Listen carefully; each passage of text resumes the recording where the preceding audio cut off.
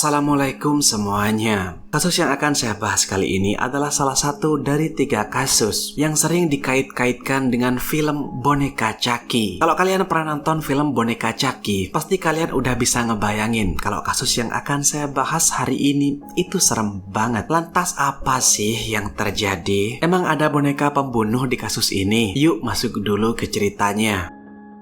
Suzanne Kepper lahir pada 1 September 1976 di Manchester, Inggris. Dia punya kakak perempuan bernama Michelle, ibunya bernama Elizabeth. Ayah Suzanne udah nggak bareng mereka lagi karena bercerai dengan Elizabeth ketika Suzanne masih di kandungan. Elizabeth lalu menikah dengan seorang pria bernama John. Tapi pernikahan itu hanya bertahan sampai Suzanne berusia 14 tahun. Orang tuanya cerai lagi. Suzanne dan Michelle diasuh bergantian, kadang sama ibunya, kadang sama ayah tirinya. Pada saat kasus terjadi, Suzanne usia 16 tahun dan tinggal bareng ayah tirinya. Suzanne gadis yang polos dan lembut yang hanya pengen dapat kasih sayang dan perhatian. Tapi kehidupan yang gak stabil bikin Suzanne sering bolos sekolah. Ketika Suzanne bolos sekolah itu, dia akhirnya ketemu dan berteman dengan seorang ibu 3 anak usia 26 tahun bernama Jean Paul. Jean tinggal di 97 Langworthy Road, 7 menit jalan kaki dari rumah Suzanne. Rumah Jean sering dikunjungi beberapa orang. Pertama, Bernadette McNally usia 24 tahun yang juga seorang ibu dari 3 anak. Khusus Bernadette, dia tinggal di rumah Jean. 2 wanita itu sering make narkoba dan menjual barang-barang curian. Yang kedua adalah mantan suami Jean, Glenn Paul, usia 29 tahun. Ketiga, Anthony Dodson yang adalah pacar Bernadette usia 16 tahun. Keempat, Clifford, saudara laki-laki Jean usia 17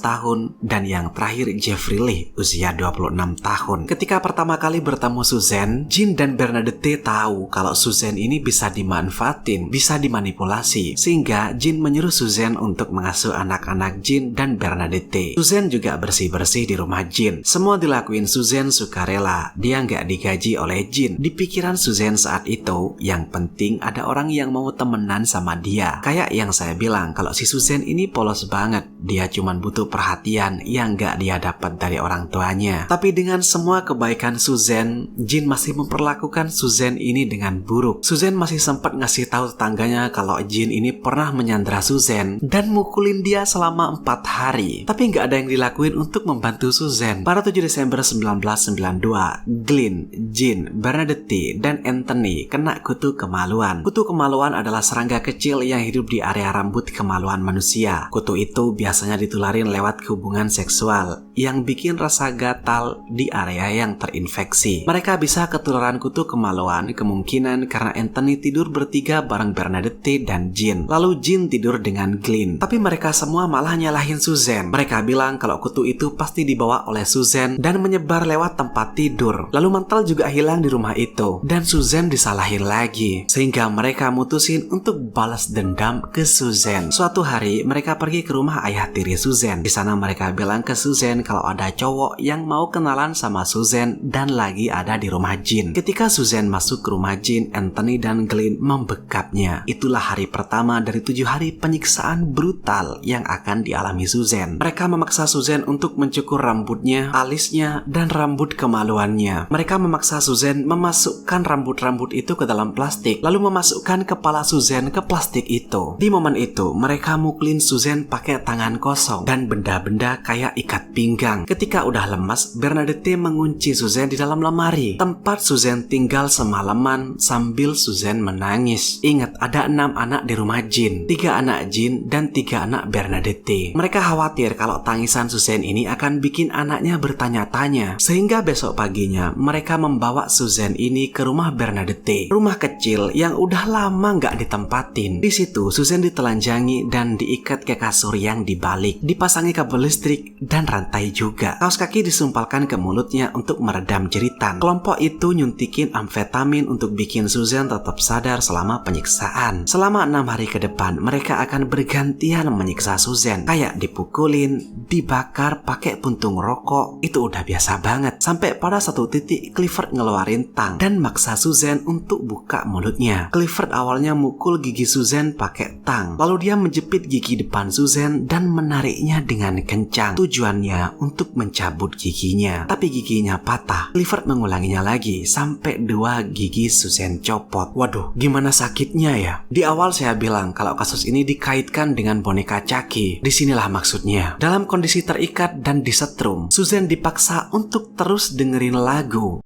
Hi, I'm Chucky, and I'm your friend to the end. Heidi ho! Hi, I'm Chucky. Wanna play? Hi, I'm Chucky, and I'm your friend to the end. Heidi ho! Hi, I'm Chucky. Wanna play? Dengan volume full seharian, apanya nggak stres coba?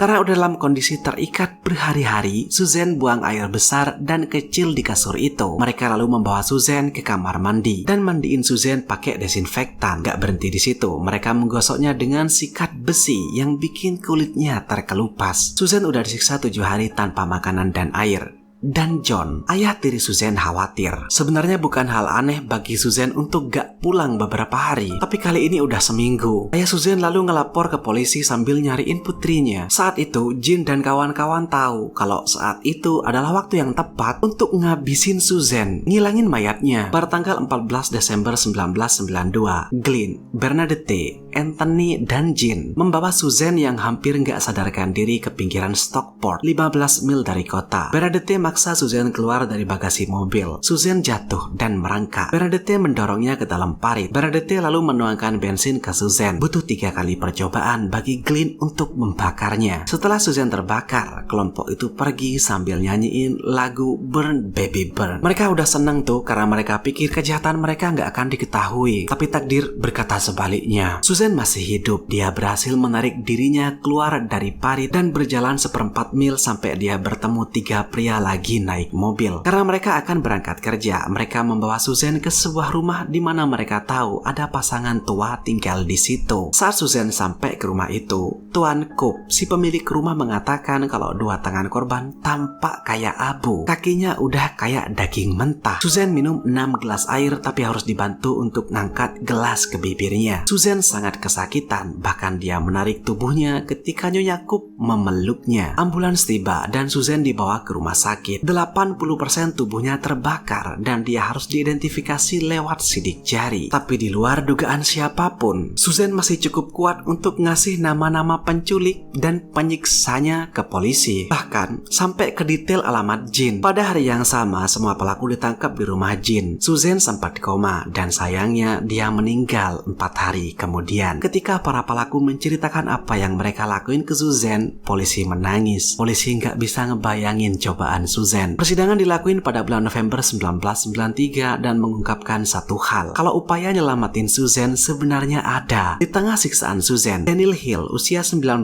tahun sempat diminta untuk duduk dan ngawasin rumah Jean sementara yang lain keluar. Sebelum Anthony pergi, Daniel mendengarnya berteriak, "Diam kau bajingan!" Daniel nanya, "Apa yang terjadi?" Anthony nunjukin ke Daniel Susan yang lagi diikat di tempat tidur. Menurut Daniel, saat itu ada kain di wajah Susan, tepat di atas alis sampai nutupin hidungnya. Ada darah kering di bibir Susan dan gak ada rambut sehelai pun. Di momen itu, Susan sempat nanya, "Apakah kamu bisa membantu saya?" Tapi Daniel menjawab, "Saya gak bisa. Mereka akan mukulin saya dan bahkan akan memperlakukan saya kayak kamu jika saya membantumu." Daniel gak bisa berbuat apapun saat itu karena takut. Jean, Glenn, Bernadette, dan Anthony dijatuhi hukuman seumur hidup. Clifford dijatuhi hukuman 15 tahun dan Jeffrey Lee 12 tahun. Sedangkan Daniel gak dituntut apapun karena ibu Susan bilang kalau Daniel berada di bawah ancaman dan lagian Daniel ini bukanlah penyiksa Susan. Tulusan Susan yang hanya pengen dapat perhatian dan kasih sayang malah diperlakuin kayak gitu akan bikin hati siapapun menangis. Doa terbaik untuk Susan, semoga kita selalu dijauhkan dari hal-hal gila semacam ini. Tetaplah aman dan makasih udah nonton sampai akhir.